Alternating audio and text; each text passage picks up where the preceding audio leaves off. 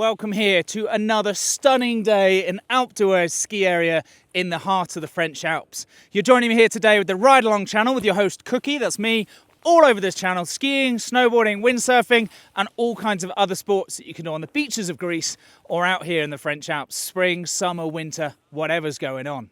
Today's video, I'm taking a bit of a dive into the Insta360 X4 and a few little hacks and tricks on how to get the best quality videos when you're skiing or snowboarding around the mountain this winter.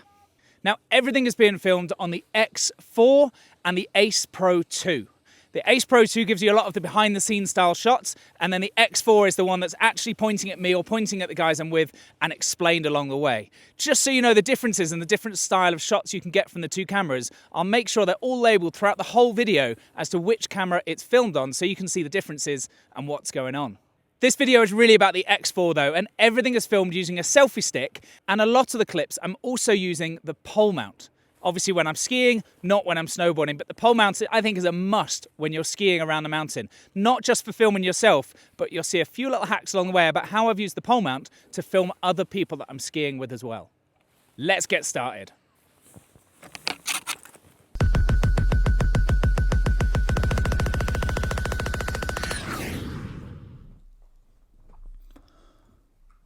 Okay, so I think it's pretty obvious what I'm doing in every shot here, but I'm going to give you a little bit of narration anyway, just to make it clear.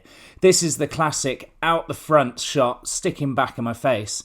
Now, at the moment in this one, I'm not using any sort of pole mount. I've just clamped it inside my left hand with the pole at the same time.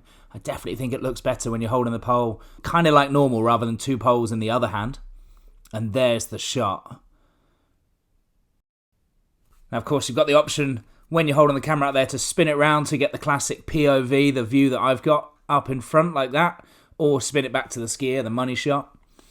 And of course, the pole mount, it definitely makes things easier. They're not that expensive. They just clamp onto the pole. They fit every single pole as well, by the way. There's so many different attachments to make sure they work whether your pole is larger or thinner. And it just makes it a little bit more stable and one less thing to worry about. What you'll notice in the rest of this video as well, I've generally got the selfie stick attached into the pole mount while I'm using it in all these different ways that you're going to see as well. It's just an extra handle, an extra thing without having to worry about two poles while you're skiing or standing around the place. And there it is. That's the money shot, I think. There we go. Like I said, using the pole mount, but actually I'm not using it to film myself this time. I'm getting in, getting close and getting low to the skier up ahead of me. The lower and closer I get, the more dynamic I should think that shot becomes. There it is. Deliberately getting a bit of the spray in the camera to make it look pretty good.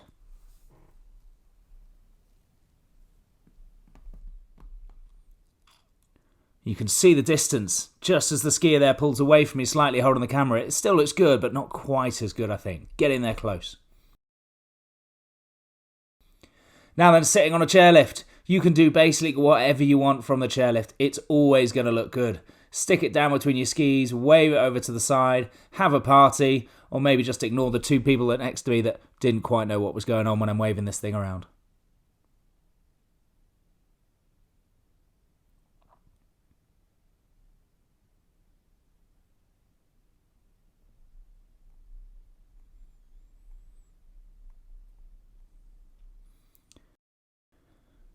So still attached into the pole mount, up and over my shoulder. And in this one, this is me skiing up ahead. And this isn't the view I want, although that looks pretty good. What we're actually going to do is spin that view around and watch the skier behind me. That's a kind of cool view. Now the way I've edited this one, as you can see just now, is using the deep track within the Insta360 Studio as well. So it's just selected the skier there, and it's much, much quicker with the editing. You can see all of the panning and changing of view. The skier there stays right in the middle of the shot. There's me in a bit of a power plow, holding the camera over my shoulder, and there's that view you get.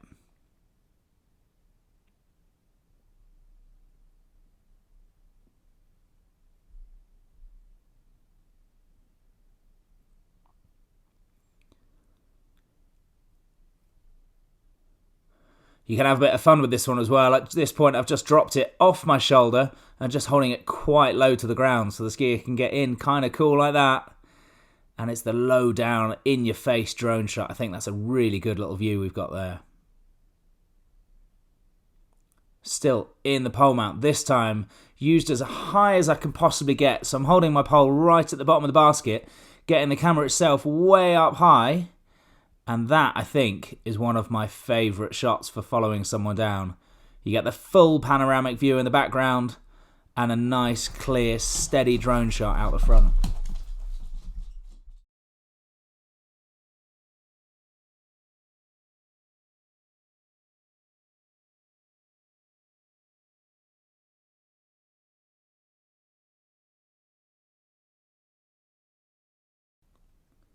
This one's a little bit sneaky. If you don't want to carry around the chest mount with you, all you have to do is stuff the selfie stick into whatever chest jacket pocket you've got just there. Keep it kind of low and then ski normally. It pretty much creates the chest mount look. You can definitely feel it there. It's not quite as snug as a chest mount itself, but if you don't want to carry everything around with you, it does get a pretty good shot. The only thing I'd be aware of, as you can see in there, is the zipper of my jacket has slightly got into the shot. So it's worth being aware, what have you got dangling around on your jacket that might get in the way. But it's a pretty good shot too, I think, though. This is an old favourite, and I've seen it used around the mountain now, so I know people are watching these videos that I'm creating. Open up your jacket, stuff it inside, and then do that jacket back up. You can feel it down your spine. It does feel a little bit odd, but it's kind of like the bag mount look. It's kind of like the GTA style look that you've seen around the place, I'm sure. And I think in a second you're going to see a really nice, stable overhead shot. So no need for your friends following you. This is just me. And there's the shot you create. Grand Theft Auto, eat your heart out.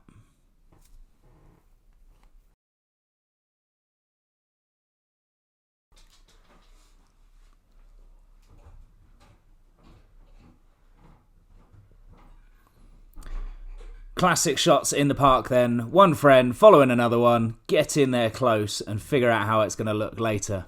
Super easy just to wave the camera in any old direction. And whether you're doing simple boxes or some big air like this, it's always going to come out pretty good. This next one you do need to be a little bit delicate with. But basically I'm opening up the booster strap from my boot and cranking in that selfie stick inside it. Now what I mean about being a little bit delicate is if you start pushing too hard, then of course you're putting a lot of strain in that selfie stick. You risk snapping it, bending it, and the camera then rolling down the snow. So I'm kind of taking it a little bit easy while skiing down here, but I think it gives a really great low down view of the skis and what's going on, especially with those clouds in the distance.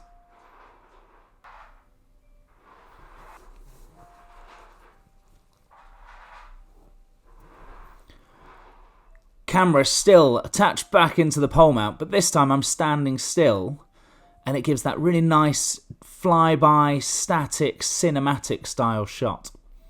Obviously you can do it freehand as well, so this time I'm not holding it on the pole.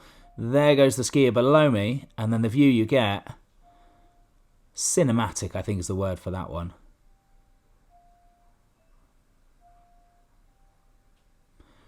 The big thing with all of these ones is finding a nice place to get the shot. So all of these I've perched myself a little bit above the piece to get that nice bird's eye view. You can see my shadow just there. Or the other, get in there and get in their face. Let the skier come really close to you so you get a nice mixed up of shots, which is a little bit more like what this one is just here.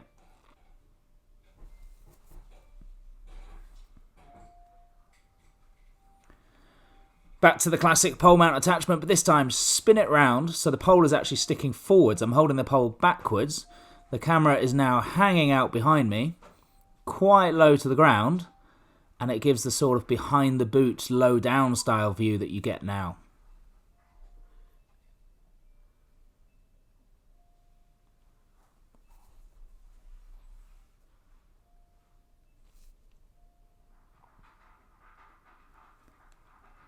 It's definitely possible if you haven't got the pole mount, and that's what I'm showing just there. I've just done the reverse clamp to what you saw right back at the start of the video.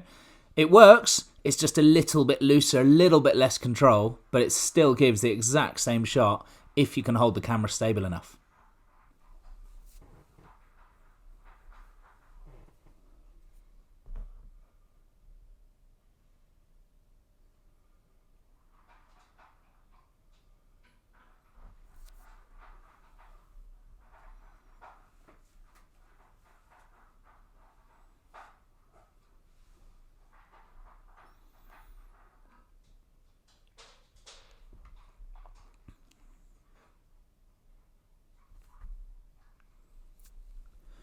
Now, although the X4 and the 360 cameras are generally used for action, riding along, getting in there and getting some really good videos, they can definitely be used for taking little photos like this as well. So all I've done was stab that selfie stick into a soft bit of snow, leave it on the high quality 8K video, and then later on I'll pick the freeze frame that I like right there, and then I can pull out the photo. And of course, most of this video has been in landscape because it's made for YouTube, but it's very easy to switch that the other way around and use it portrait for anything else as well.